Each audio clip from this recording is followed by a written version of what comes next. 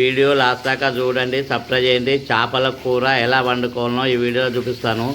ముందుగానే చేపలు శుభ్రంగా కడిగి చిన్న ముక్కలు కోసుకున్నాం. దీనికి కావాల్సినవి ఉల్లిగడ్డలు ఇలా నూనెలో గోలిచ్చి అందులో కొంచెం అల్లము, 2 మిరియాలు, 2 లవంగాలు, 2 యాలకులు వేసుకొని దాల్చిన చెక్క దంచి ముద్ద రెడీ పెట్టుకున్నాం. దానికి కావాల్సిన కొత్తిమీర, మెంతి, పుదీనా, పచ్చిమిరపకాయలు కోసినాం. ఇప్పుడు ఈ చేపలను నూనెలో ఫ్రై చేసుకుందాం. ముందుగా ఇలా చేపలను నూనెలో ఫ్రై చేసుకోవాలి. ఎందుకంటే ఇట్లా ఫ్రై చేసుకుంటే చేప ఇష్టపోకుండా ఉంటుంది, కూర మంచి రుచి వస్తుంది. ఇలా చేపలను ఫ్రై చేసుకోవాలి. ముందుగా ఇలా దూరగా గోలించుకొని తీసుకొని వేరే ప్లేట్లు వేసుకోవాలి.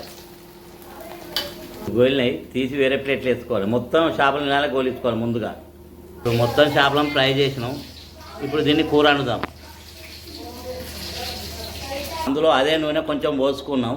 గోలించిన ఉల్లిగడ్డలు వేసుకున్నాం, పచ్చిమిరపకాయలు, అరచెంచాడు మెంతులు, కళ్యామాకు, పుదీనా, కొత్తిమీర, మెంతి, ముందుగానే దంచి రెడీ పెట్టుకున్న ఉల్లిగడ్డ ముద్ద, కొంచెం అల్లం వెల్లిపాయ,